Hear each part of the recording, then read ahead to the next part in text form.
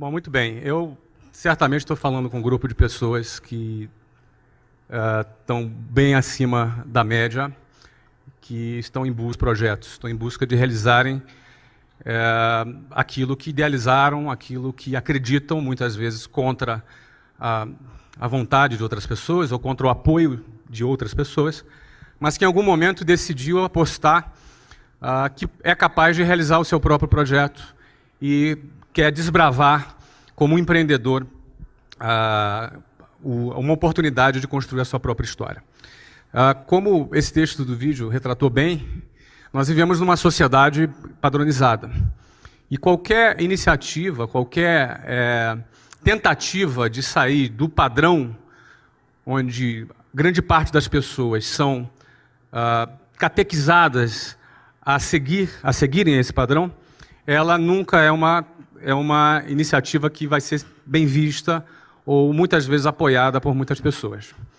Justamente porque qualquer iniciativa que saia de um determinado padrão, ela é vista com certa estranheza, muitas vezes como muito boa para ser verdade, e por aí vai.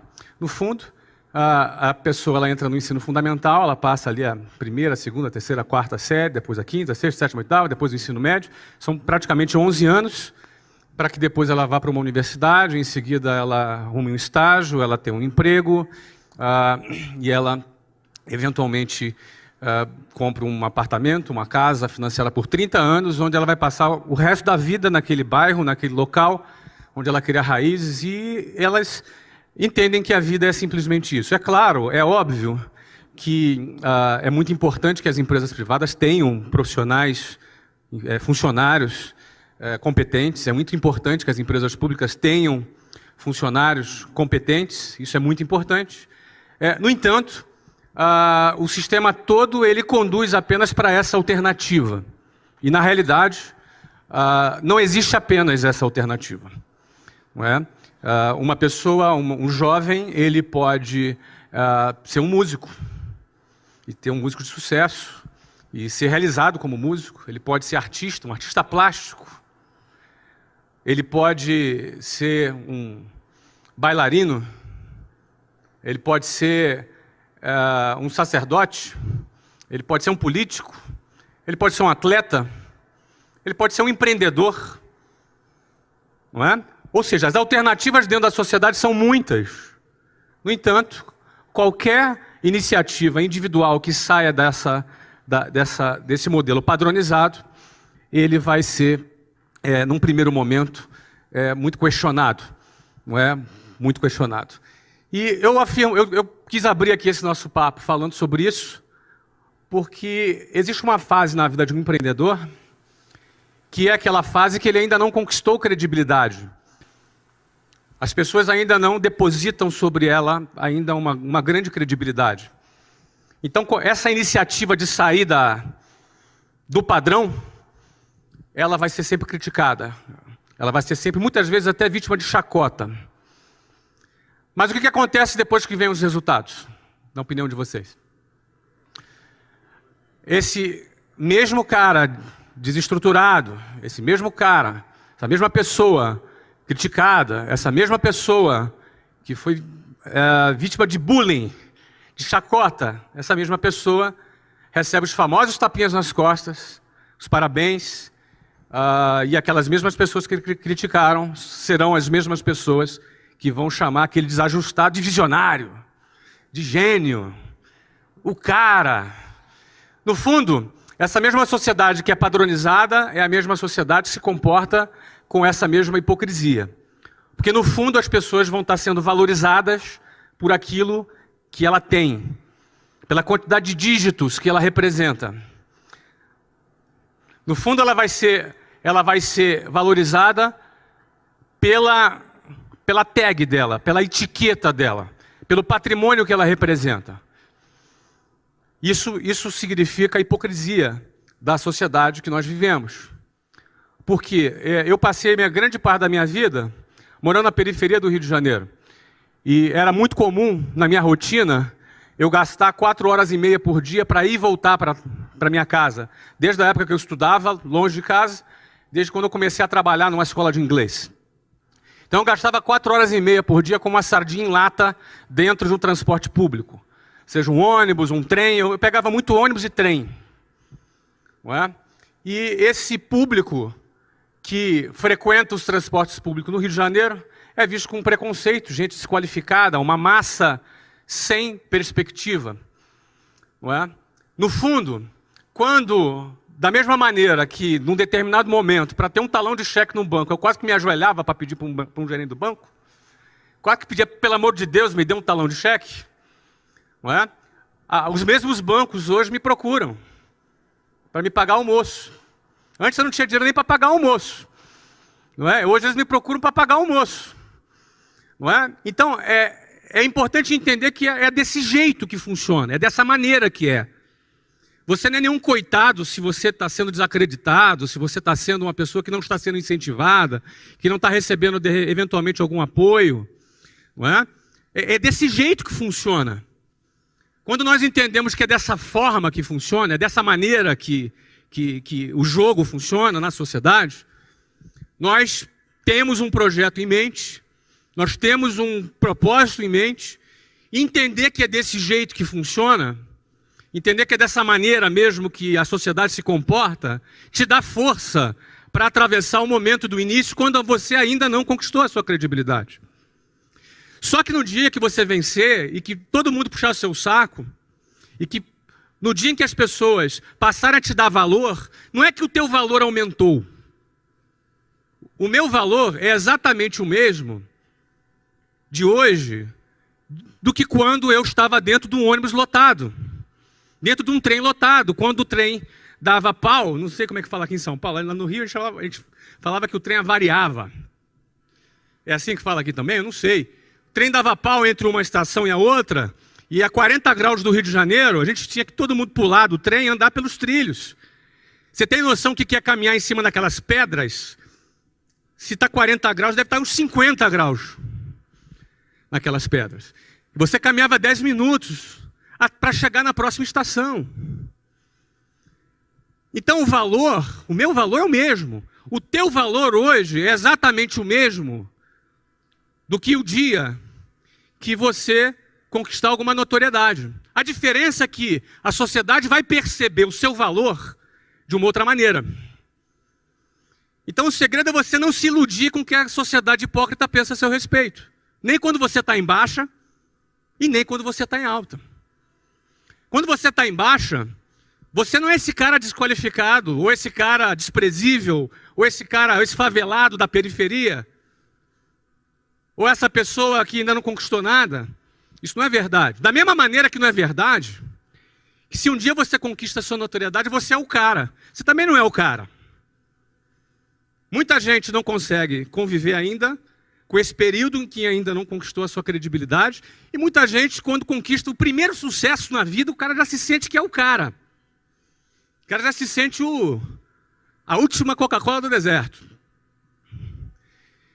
E aí, ele se perde. Muita gente se perde na hora que tem um primeiro sucesso e depois não consegue avançar. Mas o mais importante que eu queria começar aqui dizendo, porque assim, eu não estava planejando dizer isso, eu tenho uma outra apresentação aqui, mas quando eu vi esse vídeo aqui, não é que... Pô, cara, que apresentação, não é? Quando eu vi esse vídeo aqui, eu me vejo forçado a te dizer que eu não sou o cara. Quero dizer isso para você, que eu não sou o cara. E eu quero dizer também para você que você também não é o que muita gente está tentando te convencer o que você é. E quando você entende quem é você e qual é o seu valor, na hora de você iniciar seu projeto, na hora que você tem que estar muito determinado, na hora que você tem que estar muito focado para fazer as coisas darem certo, porque não é fácil, é mentira quem vai te dizer que é fácil. Se alguém disser que é fácil, é mentira, seja quem for. Se eu disser que é fácil, é mentira. Mas o cara que disser que é impossível, esse cara é um sabotador de sonhos. Não é verdade, é possível. Não é fácil, mas é possível. E isso é mais do que o suficiente para quem quer fazer acontecer. Isso é mais do que o suficiente. Saber que é possível, é 1 em 1 milhão, não me interessa. Isso é mais do que o suficiente para alguém que está determinado em construir a sua história e fazer diferença perseguir, perseverar em busca do seu objetivo. Isso é mais do que suficiente. Então, nada disso estava programado, eu queria fazer apenas essa introdução para falar um pouco aqui da minha trajetória, um pouco muito do que está naquele vídeo, sob o ponto de vista do que eu entendo serem os 3 pilares fundamentais para o empreendedorismo. Esses 3 pilares fundamentais, que eu vou falar com vocês aqui, sobre o que é o básico do empreendedorismo, seja qual for a atividade que a pessoa que ela vai trabalhar, não é? Se é uma atividade voltada para empreendedorismo, esses são os 3 pilares básicos. E eu vou passear um pouco por 3 negócios, não é? Eu sou fundador do TBDH Capital, significa to be, to do e to have, ser, fazer e ter. Tem um pouco de filosofia nessa nossa marca, porque a sociedade valoriza o ter, não é? A sociedade valoriza os bens materiais em primeiro lugar. No entanto, também não estava programado falar sobre isso, mas vamos lá. No entanto, em primeiro lugar eu venho ser, porque quem é faz. To be, to do, to have. Quem é faz, e quem faz tem. Qualquer conquista material, ela é simplesmente consequência daquilo que você é capaz de produzir, daquilo que você é capaz de realizar. E o que você é capaz de realizar está muito relacionado ao seu comportamento, a forma como você se comporta. Vencedores têm um comportamento parecido um com o outro. E o seu comportamento é resultado da tua maneira de pensar, seu padrão de pensamento, o seu modelo mental. Então, uma boa parte de educação voltada para o sucesso está relacionada em reestudar a maneira de você pensar, a maneira de você encarar a vida, os hábitos que a gente recebeu, porque nós nascemos, tinham outros hábitos, não é? E, eventualmente, se você tomou uma decisão de realizar algo relevante, você vai ter que revisitar a tua maneira de pensar, revisitar os seus valores, revisitar os seus pontos de vista, o seu mindset. Quando você revisita a sua forma de pensar, você vai encontrar muita coisa que não presta, e tu vai encontrar muita coisa boa. E é importante encontrar, pô, isso aqui não está legal, isso aqui não é pensamento de vitorioso, isso aqui é pensamento de perdedor. Vocês concordam que existe pensamentos de vitória e pensamentos de derrota? Vocês concordam comigo? Então, você vai ter que revisitar os seus valores, você vai ter que revisitar os seus conceitos, e isso vai alterar o seu comportamento. Se você muda teu ponto de vista sobre determinado ponto, você também, por consequência, vai mudar o seu comportamento sobre esse assunto. Quando você muda o seu comportamento, você vai encarar as adversidades de uma outra maneira. E a sua chance de alcançar maiores resultados aumenta significativamente. Então, isso é o que está ali na nossa marca. To be, to do e to have. Em primeiro lugar, o ser. Quem trabalha para ter, pode até ter alguma coisa, mas vai ter pouco. Quem trabalha para ter, eventualmente vai conquistar alguma coisa, mas vai conquistar muito pouquinho. Agora, quem é, faz. E quem faz, por consequência, tem. E o valor dele não está naquilo que ele tem. É um pobre miserável, alguém que acha que o seu valor está ligado naquilo que tem. É um forte candidato, no final da sua vida ou no meio dela, a precisar tomar muitos antidepressivos para poder estar bem. É um forte candidato. É um coitado, o cara que acha que o seu valor está naquilo que ele tem. Geralmente o cara só que persegue a grana ganha pouco.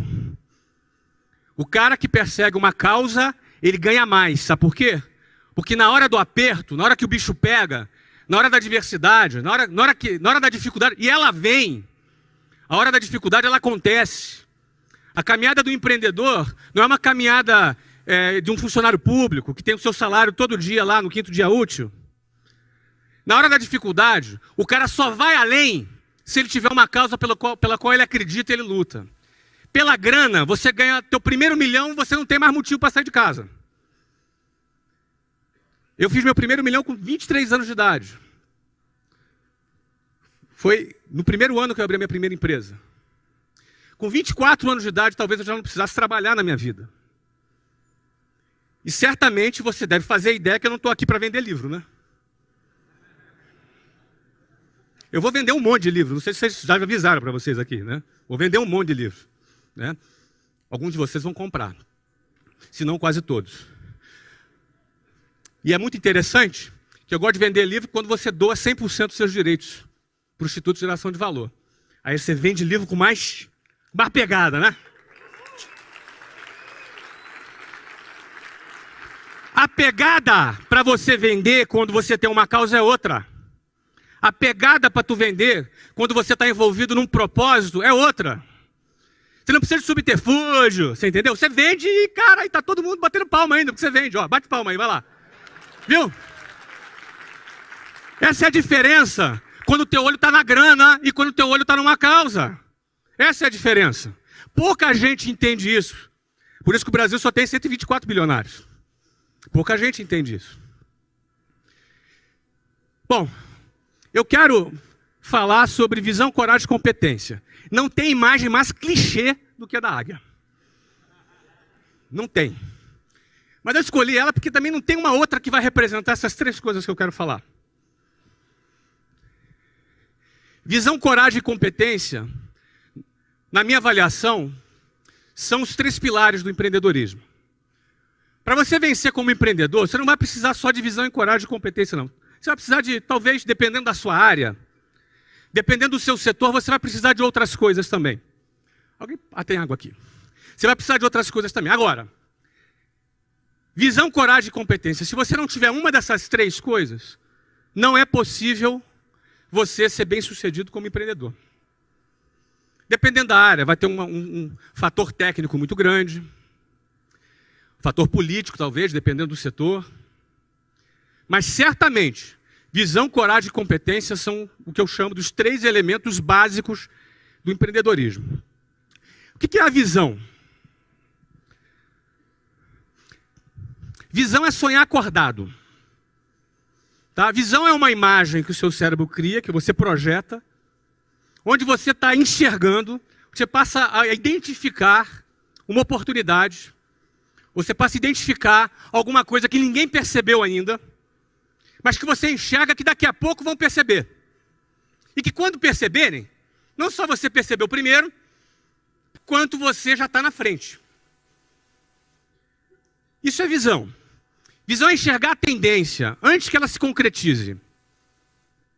É muito comum aquela frase: eu não sou nem otimista e nem pessimista. Eu sou realista. Falei igual carioca agora, né? É muito comum essa frase. Quem já ouviu essa frase aí? Pois é. Os realistas são muito importantes. Não é? São muito importantes para a sociedade. Porque são eles que compram os nossos produtos. Os otimistas, às vezes eles são meio estrambelhados, assim, sabe? Às vezes eles saem muito à frente. Não é ruim ser otimista, não, mas só ser otimista não é suficiente. Bom, o pessimista eu não vou nem comentar. Mas o melhor de tudo é ser visionário. Visionário é quando você se posiciona e você vai questionar. O cara que enxerga é o cara que questiona. O cara que não questiona é o cara que aceita, segue a boiada, simplesmente, segue o fluxo.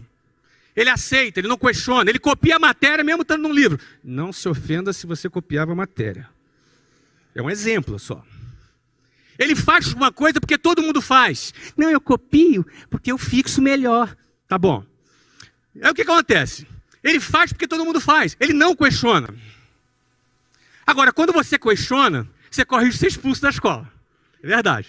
Mas quando você questiona, você também se coloca numa posição de enxergar alguma coisa que não tem ninguém trabalhando para enxergar.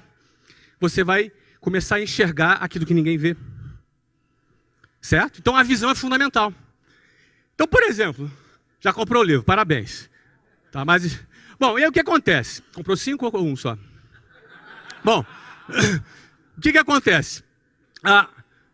A visão, ela é importante. Agora, o cara enxergou a oportunidade. O cara enxergou assim, pô, cara, a internet chegou, tem mais de 100 milhões de consumidores no Brasil de internet, uma oportunidade incrível para se realizar negócios na internet. Ninguém percebeu ainda. O varejo ainda trabalha com altos custos operacionais. eu tenho a possibilidade de desenvolver uma metodologia para vender o meu produto. Bom, ele tem que ter essa visão, concorda? E ele, pô, a maioria não enxergou isso ainda. Ótimo. Agora, só a visão funciona? Além da visão, ele precisa ter o quê? Ele precisa ter coragem. Se você tem uma visão, uma ideia, um projeto, mas não tem a coragem, sua ideia vai ficar na gaveta. E aí você vai ter que conviver com aquela situação. 3 anos depois, eu quase que eu fiz isso aí. Poxa, ia ser legal, né? Porque você não teve coragem. Só ter a visão não adianta. O cara teve a visão, agora ele precisa se mover. Ele precisa ter a coragem. Ele precisa enfiar a mão no bolso. Ele precisa correr algum risco. O que é coragem? Fui para o dicionário. A coragem ela é firmeza de ânimo ante o perigo, os reveses e os sofrimentos. O cara que tem coragem, ele se move sabendo que ele corre o risco de ter reveses, que são perdas, e ter sofrimentos. O cara que não tem coragem, ele enxerga a possibilidade dele ter esses problemas, e aquilo é suficiente para o cara parar. Porque o medo é parte natural do ser humano. Todos nós sentimos medo. Eu sinto medo. Você sente medo. E que bom que a gente sente medo, porque o medo é parte, inclusive, da nossa sobrevivência. Não é? A criança, quando é muito novinha, não tem noção do perigo, ela não tem medo. Você tem que estar de olho. Tem um filho de 4 anos, tem que estar de olho nele o tempo inteiro. Agora menos um pouco, mas quando tinha 2, então, o tempo inteiro de olho nele. Certo? Então o medo, ele faz parte. Agora, o que você faz com o medo? Quando você sente o medo? Como é que você reage ao medo? Uns enfrentam o medo. Porque a visão dele não é uma coisa louca. Não, eu vou fazer, porque não é uma coisa inconsequente. Ele tem a visão. Mas o que faz ele se mover? Ele tem que enfrentar o medo. Enquanto outros se acovardam diante do medo. O medo só gera esses 2 tipos de reação. Ou a coragem ou a covardia.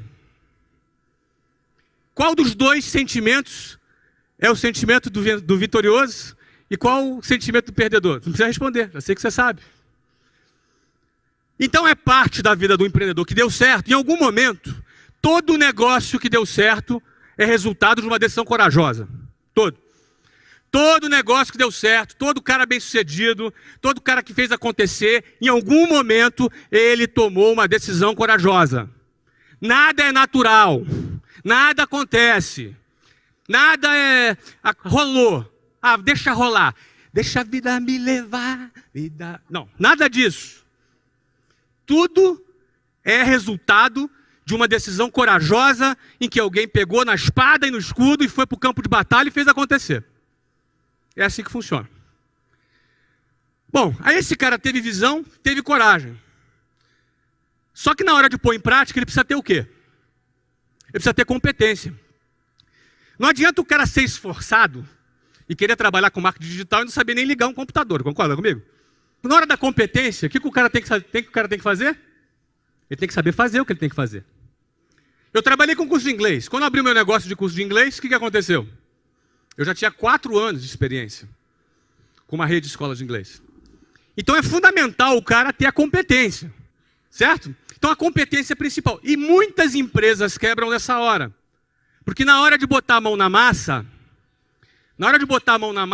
o cara acha que empreender é ficar no ar-condicionado só.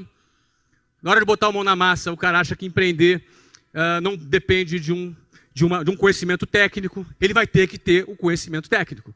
E aí entra a competência.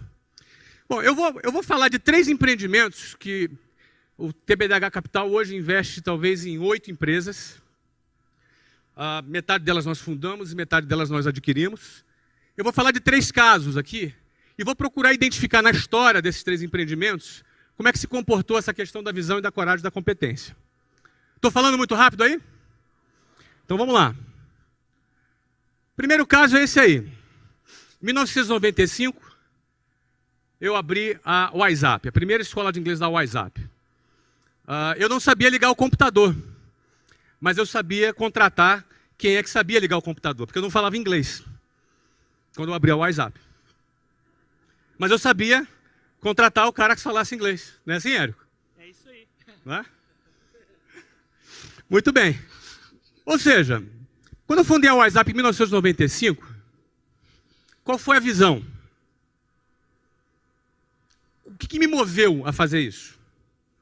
Engraçado que o que nos move são coisas diferentes em momentos diferentes. No meu caso, foi isso que me moveu. Olha a cara de malandro do cara. Eu tinha 19 anos, a Luciana tinha 16. Essa foto, na realidade, eu tinha 18, ela tinha 15. E quando eu deixei de lado a Unicamp, que eu ia fazer engenharia de computação, eu estava no Rio de Janeiro e precisava pagar o cinema, pagar um restaurante, precisa ter dinheiro para poder a gente sair. Então essa foi a minha primeira motivação. Você vê que não era uma coisa grandiosa, tá vendo? Era pagar o sorvete. Para pagar o sorvete, aliás, a Luciana, nós estamos casados, vamos fazer 22 anos de casado, temos 3 filhos, não é? Nos casamos em 1992, não é? Eu tinha 20 anos, ela 17 anos. Mas quando eu fui trabalhar na WhatsApp, o emprego que eu tive lá era um emprego de vendedor, sem carteira assinada, sem nada. O que eu vendia eu ganhava comissão, o que eu não vendia eu não ganhava nada. E esse aqui era o meu escritório. Ó. Nós trabalhávamos em telefone público. Então eu chegava às 8 horas da manhã, tinha uma reunião, que a gente tinha que prestar conta das vendas do dia anterior, e a gente saía para o orelhão, para o telefone público, vocês ficaram de castigo, né? A gente saía para o telefone público, porque no telefone público era de lá que a gente fazia contato com os nossos clientes. Naquela ocasião, telefone custava, acho que, $3.000 um telefone. Cada linha. Você denuncia a tua idade agora, hein, meu amigo? Tá, você é da minha época, né? Tá certo. Os mais jovens não sabem o que é isso. Mas naquela época, como o nosso amigo veterano aqui falou, é a época que a gente usava ficha telefônica. Quem usou ficha telefônica? Mas ninguém vai levantar. Ah, levantou! Tá bom. Ficha telefônica. Então eu tinha uma técnica. A minha técnica era a seguinte, olha, eu chegava no orelhão, eu pegava a minha munição de ficha telefônica, eu fazia umas 10 pilhas em cima do telefone público, quando apareceu uma pessoa na fila atrás, ela olhava aquela quantidade de fila e ia procurar outra. Então eu ficava tranquilo no meu escritório. Só que eu não era bobo, né? O meu escritório era no Santos Dumont, no Rio de Janeiro. Então era bacana que eu falava com o cliente, aí dava assim, pindão, voo para São Paulo. Ou seja, ficava um negócio chique pra caramba, entendeu? Ah, desculpa, chamou o voo aqui, tal. Um negócio super chique que ficava, não é? Mas essa era a minha realidade. Eu fui muito criticado, porque um cara inteligente ia para a Unicamp. E aí o cara, pô, mas agora virou vendedor. Vendedor de cursinho de inglês. Coitado. Coitadinho. Era tão inteligente, né? Tinha um futuro tão bom, não é? Pois é. Nessa empresa que eu trabalhei por 4 anos. Foi a empresa que eu aprendi muita coisa. Onde eu tenho muita gratidão, aprendi muita coisa, conheci pessoas fantásticas e conheci um processo de venda. Esse é um processo de venda que nós tínhamos e que eu me especializei nesse processo de venda. Eu fui um campeão nesse processo de venda. E até um certo ponto que eu identifiquei que essa empresa não tinha um produto legal e que não tinha futuro. E eu já comandava cerca de 70 pessoas na minha equipe. E comecei a me sentir mal, porque sabia que aquela empresa já não tinha um futuro. Eu estava ali com pessoas que confiavam na minha liderança e que eu já não estava 100% confiando no futuro da empresa, embora eu ganhasse bem. Eu ganhava bem. Para 22 anos de idade, eu ganhava uns $7.000 por mês. Isso, para minha realidade, era muita coisa. Isso em 1994. Isso era muito dinheiro naquela época. E na minha realidade, aquilo ali era... Eu já vivia de uma situação muito privilegiada. Só que recém-casado, com prestação do apartamento, do sofá, da geladeira, não é? Tinha uma série de compromissos. Então, o que eu tinha que fazer? Ficava na empresa ou saía da empresa? Na ocasião, eu saí da empresa. Saí da empresa porque eu me senti nesse conflito ético e optei por ter paz na minha consciência, cumplicidade com a minha equipe, e entrei no projeto da WhatsApp. E o projeto da WhatsApp é isso aqui. Isso aqui é o número de escolas da WhatsApp dos 18 anos. A partir aqui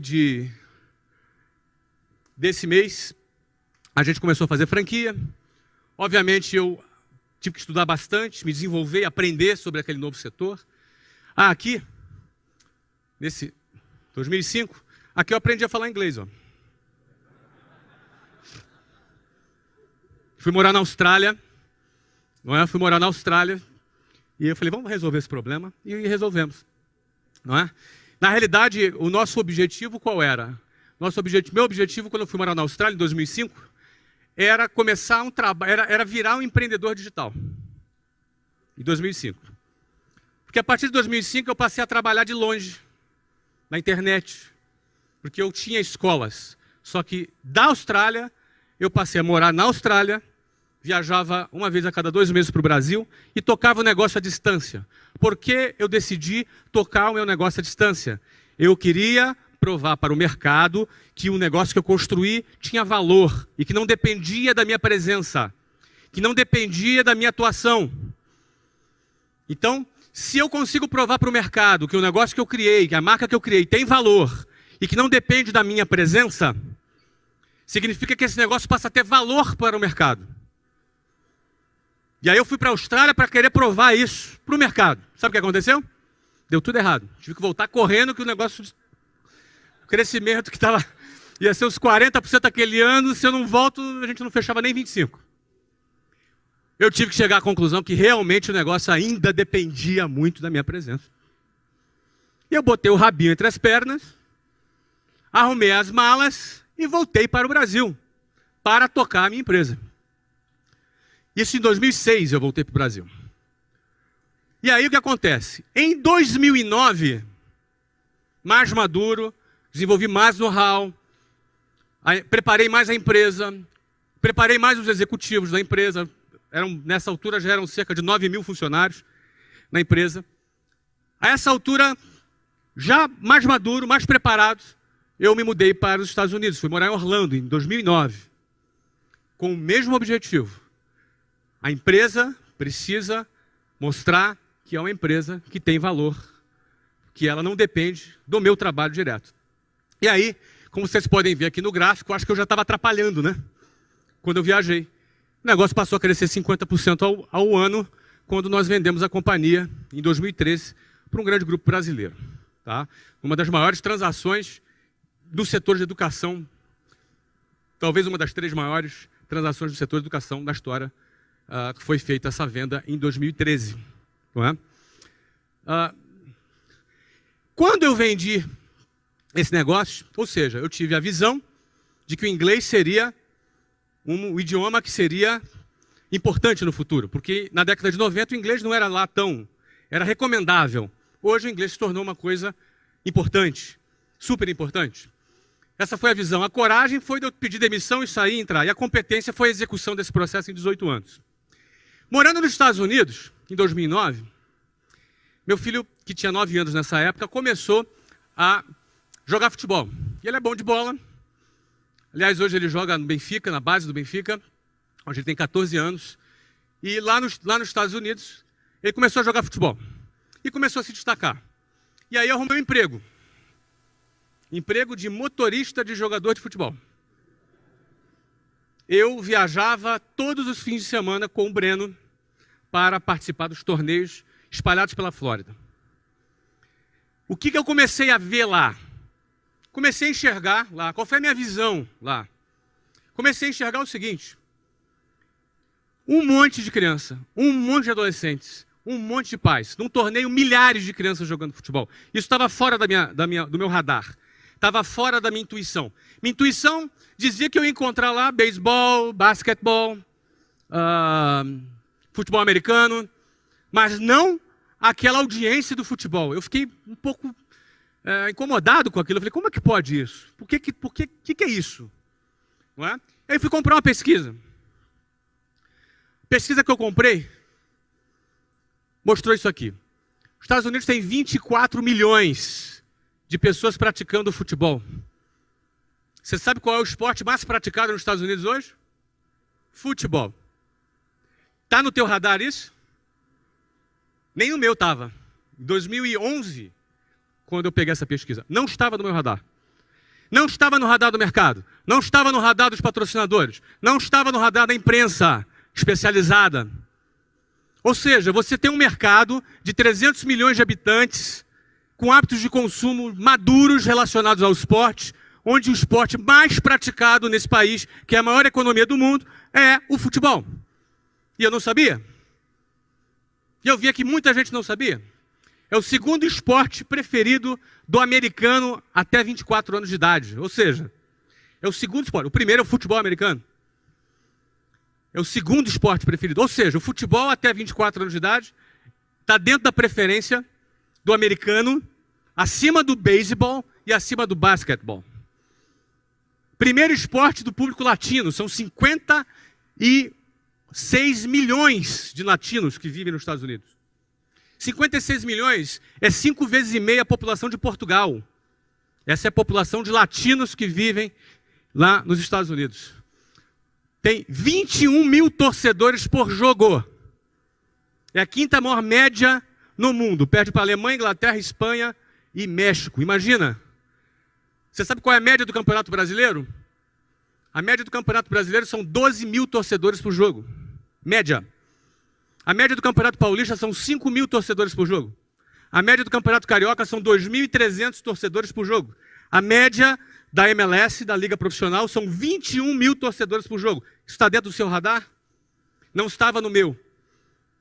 Quando eu me dei conta dessa situação, qual foi a visão? Que o futebol é um fenômeno em plena ebulição nos Estados Unidos, o maior mercado de marketing esportivo do mundo, porém ainda não tinha sido percebido pelo mercado. Logo, ainda não precificado. Oportunidades que não foram percebidas pelo mercado ainda não foram precificadas. O que significa isso? Você comprou um apartamento numa rua. Você pagou 100 mil reais. Imagina essa situação. O número é só para você ter uma referência. E aí você fica sabendo que vai construir um shopping em frente desse apartamento. O que acontece com o preço desse apartamento? O que acontece com quem tem essa informação antes que a maioria das pessoas tenha essa informação? Nesse caso é uma informação privilegiada. Quem tem visão capta a informação privilegiada através da sua visão. O que foi feito nesse momento? Em maio de 2013, ele é Phil Rawlins, ele é um inglês, ele que foi o fundador do Orlando City. Eu comprei o Orlando City por 110 milhões de dólares. Esse investimento inclui a construção de um estádio. Naquele momento, eu ouvi um dos adjetivos que eu mais gosto de ouvir. Qual é? Ei, cara. Poxa, se faz muito tempo que não te chamo de louco, provavelmente você está errando em alguma coisa.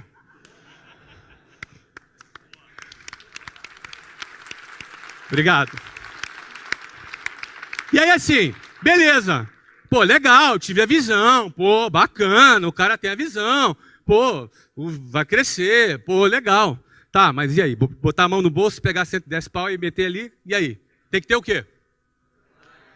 Coragem. Essa era a segunda parte. Tinha que ter coragem. Não é? Então, vamos lá. Vamos lá. Vamos apostar no projeto.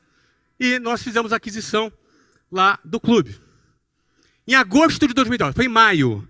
Em agosto de 2013, foi feita a aprovação da PPP para a construção do estádio. É uma parceria público-privada. Não é? A minha compra do Orlando City estava condicionada à aprovação da construção do estádio, no qual eu investiria um dinheiro importante, mas a indústria do turismo dos Estados Unidos teria que financiar outra parte do estádio. Porque nós vamos levar turismo para Orlando, turismo para os parques, para os hotéis. Ou seja, começou a maratona de convencimento com os diretores dos parques, dos hotéis, de toda a indústria de turismo relacionada, que tem um órgão que eu não me lembro o nome, que ele teria que recomendar a construção do estádio para o prefeito da cidade e o prefeito do condado, que iria numa votação popular, iria aprovar ou não se a cidade ia fazer esse investimento. Ou seja, eu ia bancar mais de metade do preço do estádio. A indústria do turismo, que seria beneficiada pelo projeto, além da geração de empregos, ia bancar a outra metade do estádio com dinheiro. Sabe aquele dinheiro que você paga no hotel, aquele FII, quando você paga na diária? É esse dinheiro. Não é dinheiro de imposto, de contribuinte, é dinheiro do turista, que é destinado à construção de arenas. Não é? E em agosto de 2013, houve a aprovação da construção do nosso estádio. Um estádio de orçamento de 110 milhões de dólares, curiosamente o mesmo valor, não é? Ou seja, o investimento total do Orlando City é de 220 milhões de dólares, entre estádio e clube. Não é? O meu investimento na compra do clube e na parcela de investimento do estádio foi desses 110. Houve aprovação, ou seja, check. Significa dizer que a primeira condição para que valesse o contrato, que você assina um MOU, não sei se vocês estão familiarizados, é uma carta de intenção. Não é? Eu assinei a compra, condicionada à aprovação do estádio e a nossa entrada na MLS. Ok? Em novembro de 2013, essa foto, eu com cara de maluco, é ótimo. Mas essa foto retrata um pouco o que significou aquele momento. Não é? Aqui é o governador da Flórida, prefeito de Orlando, politicaiada toda ali para aparecer na foto, eles gostam de foto. Não é? Ali o commissioner da MLS, que é tipo... A MLS é a principal liga americana, e ali Phil Rollins, o fundador. Nós ali fomos nomeados, com milhares de torcedores ali presentes, a nova equipe que participa da elite do futebol dos Estados Unidos e do Canadá, que é a Major League Soccer, a MLS. Okay? Então, nesse dia, foram cumpridas todas as condições. Construção do estádio e a nossa entrada na MLS. Em fevereiro de 2014, tivemos uma nova aprovação. Isso aqui é no condado, a aprovação do upgrade do estádio. Ou seja, nosso estádio, estádio de alto nível, campeão, super moderno, não vai atrasar e não tem superfaturamento.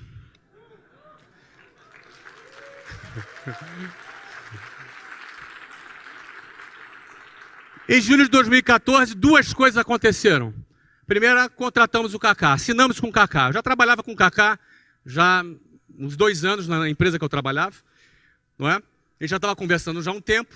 Nós assinamos, anunciamos publicamente a contratação do Kaká. Quem é tricolor aqui? São Paulino? Então, emprestamos o Kaká para o São Paulo, que está na Libertadores, não é? É isso aí. Parabéns aos São Paulinos presentes. O Kaká está cumprindo, acho que agora o último jogo dele é domingo, né? É isso aí. Bom, julho agora, então em julho na Copa, anunciamos o Kaká. E no anúncio do Kaká, olha aí, pasmem, quase 12 mil americanos na rua gritando Kaká. Está dentro do seu radar isso?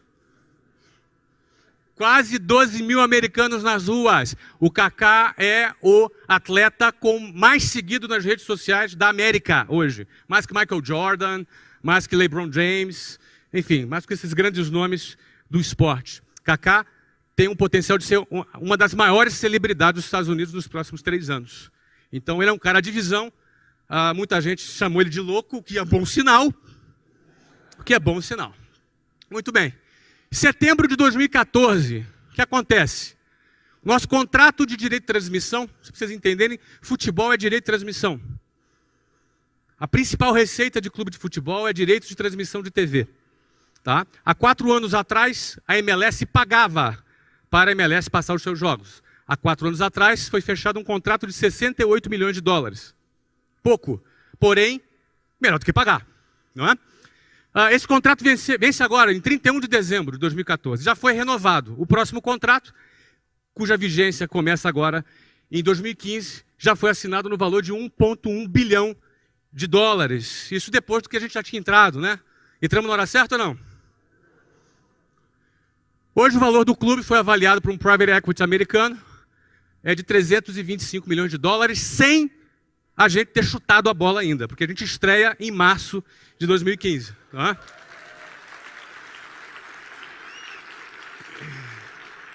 Obrigado.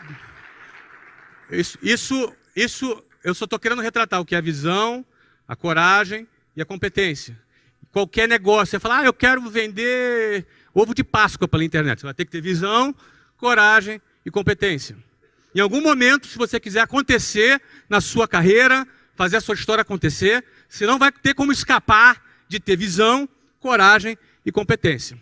Para finalizar aqui, essa é uma startup que foi inaugurada há quase 5 meses. Tem algum aluno do meu sucesso aqui, só para eu saber? Tem, olha aí.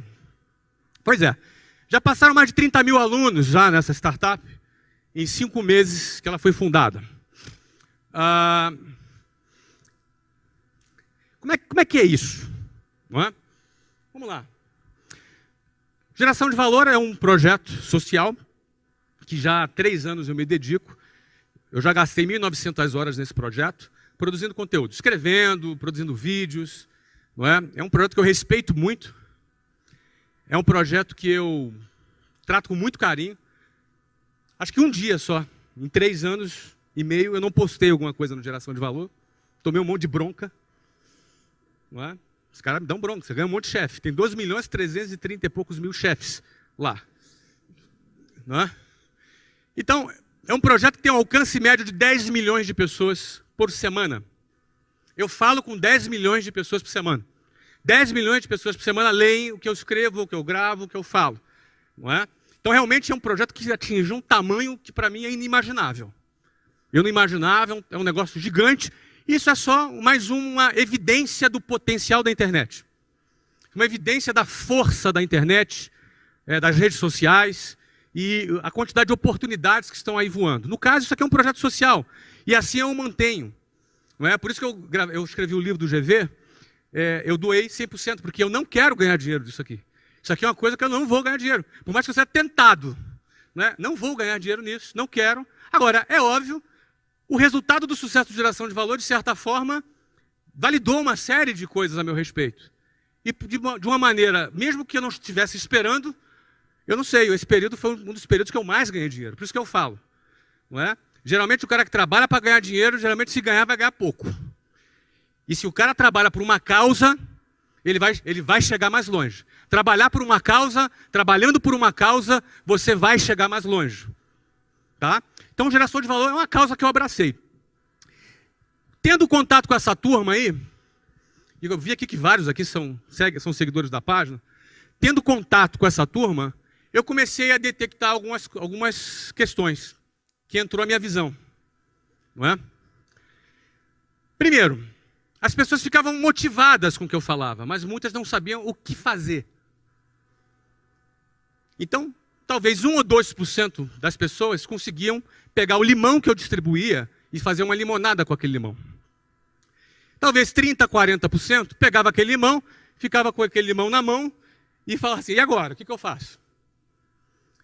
Não é? Num primeiro momento eu fiquei um pouco frustrado. Falei, pô, será que o que eu estou fazendo vale a pena? Será que eu estou perdendo tempo? Mas rapidinho eu já cheguei à conclusão que se uma única pessoa for inspirada, se uma única pessoa for encorajada, já é suficiente para valer a pena 1h30 que eu dedico voluntariamente para esse projeto todos os dias. Então já me resolvi. Tá, mas e o que fazer com aqueles outros 30% e 40% de pessoas que depositam a sua confiança na minha liderança, de alguma maneira, num conteúdo que eu produzo? O que fazer? Bom, para resolver esse problema, a gente tem que criar uma empresa, é uma coisa profissional, que vai realizar um trabalho profissional para atender essas pessoas. Então, o sistema de ensino formal é ineficiente. Essa é a visão. E com essa visão, o que nós vamos fazer? Nós criamos uma plataforma que ajuda a pessoa a empreender. Como é que nós trabalhamos isso? Nós entendemos que os melhores professores para ensinar alguém a empreender é um empreendedor. Alguém que deu certo. Não adianta você ir para uma escola de negócios e ouvir um professor falando teoria. Isso vai te ajudar um pouquinho, porque aquela teoria também é importante. Mas ela não é suficiente. Então, o melhor exemplo e a melhor influência para quem quer empreender é ser influenciado e ensinado por quem empreendeu e deu certo. Esse cara tem autoridade para falar. Esse cara tem legitimidade para falar de sucesso. Ele não fala de sucesso como quem leu num livro. Ele não fala de realizar um projeto como quem escutou alguém falar. Ele viveu. Logo, ele tem legitimidade para falar sobre aquele assunto. A base metodológica do meusucesso.com é assim. nós pegamos empreendedores de sucesso, grandes empreendedores. Por enquanto, já fizemos 4 estudos de caso. O primeiro foi o meu, fui o cobaia. Não é? Primeiro foi o meu, depois foi o Ari Kozer, que foi o fundador da churrascaria Fogo do Chão. Foi vendida por 800 milhões de reais. O terceiro foi o Geraldo Rufino. O cara foi catador de lixo e tem uma empresa que fatura hoje 50 milhões por ano. É a JR Diesel. Um cara simpaticíssimo. O quarto está sendo o Eloy Dávila. Foi garoto de rua, morou na rua e hoje é proprietário da Flytour, que fatura 4 bilhões por ano. Tá? O próximo vou contar aqui, é segredo. Pode contar, Sandro? Não, o Sandro não vai deixar eu contar, não. Posso? Tá, o Sandro deixou eu contar. O Sandro é o CEO. Balança a mão. Quem conhece o Sandro aí? Olha aí. Olha o Sandro ali atrás. O próximo vai ser o... É Shiba, né? Robson Shiba é o fundador da China Box. Não é? Nós vamos contar a história dessa rede que vale bilhões já também. Não é? O que a gente faz? A gente produz um documentário sobre a vida do cara. Então, o que nos interessa? Qual é o padrão mental daquele cara? Como é que ele pensa? Onde ele nasceu? Como é que a mãe dele tratava ele? Como é que era o esquema? Como é que a irmã pensa? O que o vizinho pensa? A gente vai fazer um documentário em formato cinematográfico da vida do cara. A gente vai fazer um documentário sobre a vida dele. E a gente produz aí, acho que, 2 horas, é quase um longa-metragem, não é? De documentário sobre a vida do cara. Depois de produzir o documentário da vida dele, a gente leva ele para o estúdio, onde o Sandro vai entrevistá-lo num talk show. Nesse talk show a gente vai virar o cara do avesso. A gente vai arrancar... O cara não vai escapar das nossas perguntas, entendeu? Não vai escapar. A gente vai perguntar tudo para o cara. Tudo aquilo que ele não responderia, ele não tem escapatória. Porque a gente quer saber qual é o padrão mental desse cara que saiu do zero e construiu um negócio bilionário. No meio dessa conversa, nós vamos identificar dificuldades que ele teve, inovações que ele criou. E aí o que nós vamos fazer? Trazemos os melhores professores das escolas de negócio para dar aula técnica sobre aquele assunto. Então, se o cara teve uma dificuldade de fluxo de caixa, por exemplo, nós vamos dar uma aula de finanças com base na experiência prática daquele empreendedor. Ou seja, a gente conecta o inspiracional, porque você se inspira com a história desses caras, o aspiracional, porque você quer chegar lá também, e o técnico. Você precisa também do conhecimento técnico que a gente pode ali oferecer. Não adianta só a boa vontade. Você precisa aprender a vender, você precisa aprender a gerir fluxo de caixa, você precisa saber gerir uma série de questões se você quer construir um negócio. Não é? Então, a plataforma, ela trabalha com essa metodologia. E, além disso, a gente promove networking, através de vários eventos que a gente realiza, espalhados pelo Brasil, e também uma rede social onde as pessoas estão conectadas. Não é? Então, essa foi a visão. Nós faturamos 1 milhão em 38 dias. O que significa isso? Isso é um investimento alto. É praticamente uma emissora de TV que nós montamos ali na Vila Olímpia. E nesse momento nós não temos área de vendas. Nesse momento nós não temos nenhum processo de venda. Nenhum funil de venda. Nesse momento nós estamos trabalhando no ajuste do produto. Nós estamos trabalhando na excelência do produto. Nós estamos trabalhando para construir o primeiro portfólio de empreendedores sobre os quais fizemos um estudo de caso. Nós vamos iniciar o nosso processo de venda em janeiro de 2015. Ainda assim, mais de 30 mil alunos passaram pelas nossas salas de aulas e faturou 1 milhão de reais em 38 dias. Quais são os planos para esse projeto? São 50 mil, são simples. 50 mil assinantes no primeiro ano, 100 mil assinantes no segundo, 150 mil assinantes no terceiro. Baseado em que eu afirmo isso? Em todo o processo de venda sobre o qual eu domino, já conheço, trabalhei por 18 anos na empresa que eu construí. Não é? E baseado em processos, obviamente, como estamos falando aqui de um negócio digital, em processos de marketing digital. Isso elevará o valor dessa empresa em 1 bilhão de reais. Hoje, o meu sucesso.com, com 5 meses, está avaliado em 40 bilhões de reais e já nós aceitamos a entrada de um investidor nesse preço. Tá? A previsão é que essa empresa, em 3 anos, no final de 3 anos, já esteja avaliada em 1 bilhão de reais. Tem que ter visão, coragem e competência. Com visão, coragem e competência, você consegue pensar fora da caixa, enxergar antecipadamente aquilo que as pessoas não enxergam, produzindo informações privilegiadas, né? Trabalhando com coragem, investindo com coragem e com competência para executar. Para eu finalizar, eu não sei nem que horas são. Que horas são aí, por favor? Está no meu horário agora. Para finalizar é o seguinte, esse é o desafio, tá? Esse é o desafio. Eu não sei em que condição você está aqui, não sei se você já ganhou dinheiro, se já não ganhou, se está arrebentando, se o negócio está bombando, se não está. Para mim não faz diferença. Eu não divido as pessoas aqui por essa classificação. Independentemente de qual seja a sua situação, o teu desafio é manter a sua essência. O seu desafio é manter a sua essência. Eu não sei qual é a sua essência, eu vou falar da minha. A minha é essa aqui, ó. Essa é a minha. Eu era um desses caras aqui, ó, alguns anos atrás. Talvez, mas esse aqui que está sorrindo, ó. Mas não sou eu, não. Mas era um desses caras aqui, um ano atrás. Alguns anos atrás. Eu não quero nunca deixar de ser esse cara aqui. Eu não quero deixar nunca, ninguém, sociedade alguma, me convencer que eu sou o cara, porque é mentira. Que esses mesmos hipócritas me desprezavam alguns anos atrás, como provavelmente despreze você. Tá claro o que eu estou falando? Então eu sou eu, hoje e ontem. Você é você hoje. Você é você hoje e no dia que você tiver sucesso, seja você. Não caia nessa. Senão você se perde. Aí o tombo é feio. Tombo é feio. Ninguém vai ser o cara porque tem dinheiro, não. Tombo é feio. Guarde a sua essência. Ó, esse aqui sou eu. Ó. Um desses aí. Ó. Um desses aí sou eu. Um a mais naquela multidão ali. Guarda a tua essência. Agora saiba do seguinte. Não reclama. Que sempre tem alguém pior que você. Ó. Você é na Tailândia.